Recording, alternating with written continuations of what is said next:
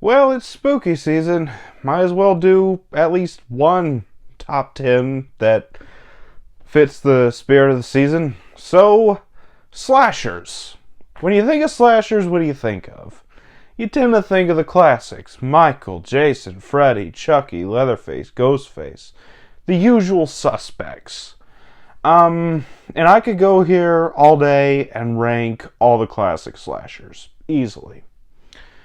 However, today I want to talk about some of the more modern day slashers. The new kids on the block, if you will. The hopefuls to be in the Hall of Fame. So today I'm going to be talking about my top 10 favorite modern day slashers. Now, a bit of a ground rule here. To be considered a modern day slasher, the movie has to have come out by the year 2000. Especially if it's a franchise slasher. Anything released before the year 2000, I'm not counting. So Scream will not be on here, even though that franchise did start in the 90s. The movie has to have come out between 2000 and this year, 2024. So, and there's even some characters on this list that some wouldn't technically consider a slasher because of reasons I'll get into when I get to these entries. But I personally consider them a slasher, so let's go ahead and get started. First off, with 5 honorable mentions. Honorable mention number 1, we have John Carver from the Thanksgiving franchise. I think that this is a very simplistic yet badass look. The modulated voice is very chilling, and that dinner scene is absolutely fantastic. Gabriel from Malignant. I really enjoyed Malignant. I thought Gabriel had a cool design. And the twist of who Gabriel is, or what Gabriel is, really threw me for a loop. I enjoyed it.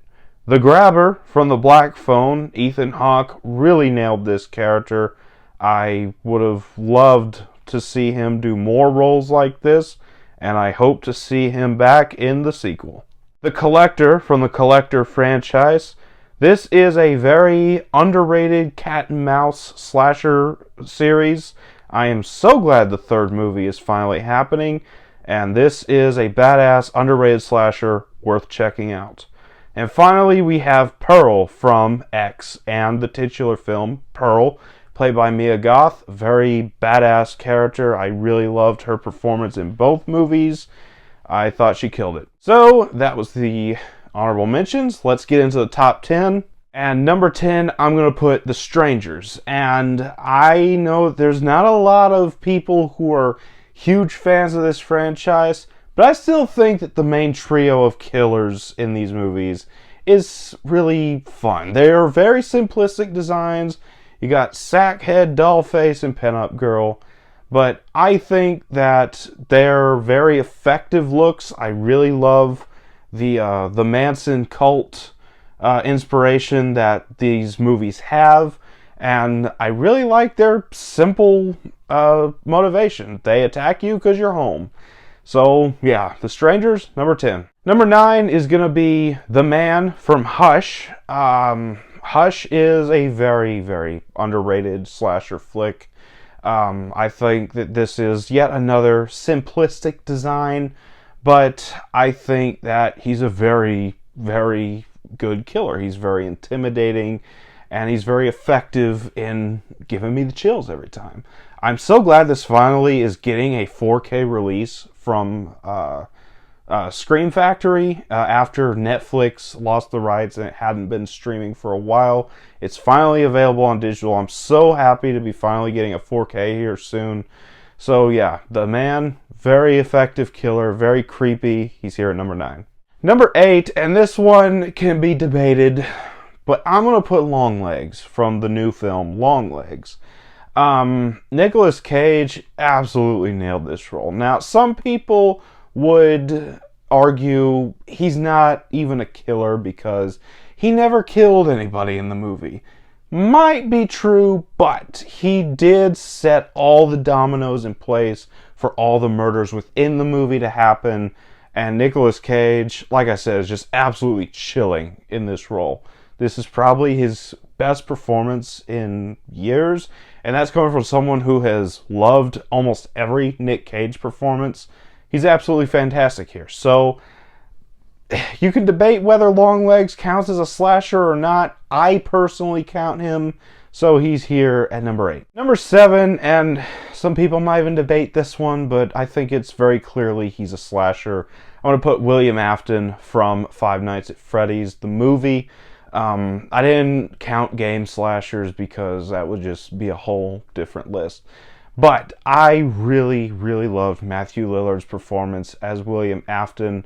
I personally really liked the Five Nights at Freddy's movie. I know a lot of people weren't very big fans of it. I personally really enjoyed it, and Matthew Lillard absolutely killed it as William Afton. He brought the psycho energy that he had for Stu in the first Scream, and he brought it perfectly into William Afton. I'm really excited to see him in the sequel, so he's here at number 7. Number 6 is going to be a very underrated and under-the-radar character, and I'm going to put Leslie Vernon from Behind the Mask, Rise of Leslie Vernon. I actually just recently watched this movie for the first time this month, and I loved this movie. It's such a shame we didn't get sequels when it was ripe for a sequel, and unfortunately it doesn't look like we're ever going to get any type of follow-up, but I really liked Leslie Vernon. I thought that he had a very interesting design. The mask is very effectively creepy. I like how he uses a scythe as his main weapon, and I really love the way that this movie is all filmed in a documentary style, because this movie is set in a world where Michael, Jason, Freddy, they're all real. All of those movies actually happened, and Leslie Vernon is a worshiper of those characters, and he wants to emulate them. I thought that it was a very interesting story. If you have not seen this movie, Scream Factory has a Blu-ray, and I think Scream Factory's sale is still going on. I highly recommend this one. Leslie Vernon is a badass killer, and he's coming in at number 6. Number 5, and this is another one that some people are going to debate, because technically he didn't kill anyone, but I'm going to put John Kramer from the Saw series. Now, I know that there's a couple apprentices who actually actively killed people, like Amanda and Hoffman mainly, but I still think that John Kramer is easily the best killer in this franchise. And yeah, people say, oh, he didn't technically kill anyone, but yeah, he did. Yeah, people argue, oh, he gave them the option to live horribly maimed, if you're forgetting that. Yeah, Tobin Bell, absolutely fantastic as John Kramer. He is absolutely a slasher. So, yeah, he's here at number 5. Number 4, and even this one might be a bit debated. I'm not sure. Let me know down in the comments. But number 4, I'm going to have Patrick Bateman from American Psycho. The reason why this one might be debated is because of the ending of this movie leaves you wondering, did this actually happen? What happened? What was just a figment of his imagination? I don't care. American Psycho 2 is technically canon, and it technically confirms that he killed all those people. Whatever. I really love American Psycho. It's one of my favorite movies of all time. It's a very clever commentary on a lot of stuff. And Patrick Bateman is a very effective killer. He's very charming, but very creepy at the same time. The scene where he kills Jared Leto is absolutely one of my favorite movie scenes of all time, mainly because of the soundtrack and because I'm not a fan of Jared Leto. But yeah, I thought Christian Bale was great in this role, so he's here at number 4. Number 3, and another one that's probably going to be debated, but screw you, it's my list. Number 3, I'm going to have Sam from Trick or Treat. And a lot of people are probably going to debate this one, like I said, because technically he's not a slasher in the classical sense, because he's mainly just the embodiment of the spirit of Halloween, overseeing all these different events in this movie. making sure that Halloween is celebrated the proper way.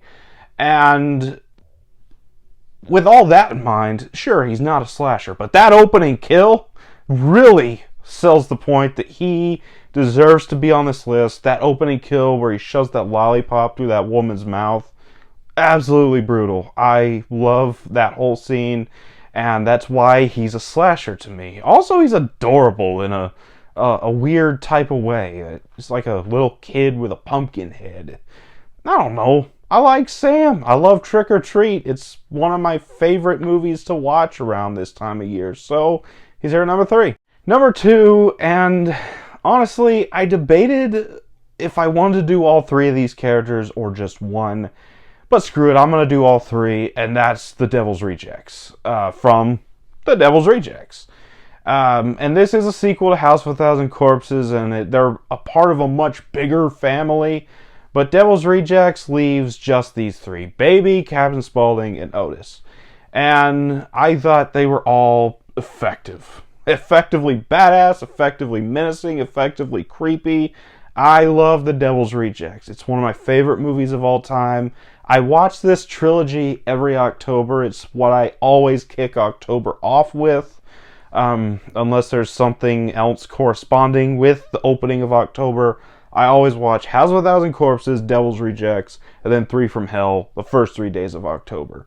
So these characters are very, very important to me. I love the performances of Sherry Moon Zombie, Sid Haig, and Bill Moseley. They all play off each other so well. It's funny. It's a funny movie in a really messed up sort of way. But yeah, I love these characters, so they're here at number 2. At number 1... was there any doubt? I mean, come on. Number 1's Art the Clown from the Terrifier films. And this is, like I said, I've already reviewed all 3 of these movies and ranked all 4 of them because All Hallows Eve does count. I have not reviewed that one yet. I probably will whenever Terrifier 4 comes out. We'll get there when we get there. But Art the Clown is such a great character. I see a lot of people on Facebook talking about how the Terrifier films are not for them. And I get that. These are very gory movies. But David Howard Thornton just puts his all into this role. Yes, he was played by a different actor in All Hallows Eve and in The Ninth Circle, but that actor has since retired, and that's why we got David Howard Thornton. And honestly, I think that recast is for the best. As much as I enjoyed the original actor, David Howard Thornton just absolutely nails it. We get a whole lot of silent, masked killers. You don't see their face. And the vocal killers we get, like Freddy, Chucky, Candyman to a certain extent, they all have a sense of humor, yes, especially Freddy in his later movies. But Art is a silent killer without a mask. You see all his facial expressions. You see the pure joy that he gets in maiming his victims. And in a very messed up sort of way, it's humorous. I hate to say it, but it's kind of humorous. Because you get scenes like in Terrifier 2, after he's done doing what he does in the bedroom, this character's mother walks in, she sees the body, and Art goes, huh? Huh? It was funny in a sort of way. Even during the bedroom scene, he leaves the room, we think he's done, dances back in with salt and bleach. Oh, such a sadistic but fun character in a weird, messed up sort of way. So he's here at number 1. So that was my top 10 favorite modern day slashers. Like I said, there are going to be debates on some of my entries here, and that's fine. I like to have nice, lively debates. So let me know down in the comments what your favorite top 10 modern day slashers are. I'd love to hear from you, and as always, if you enjoyed this video, don't forget to like, comment, subscribe, and I'll see you all next time.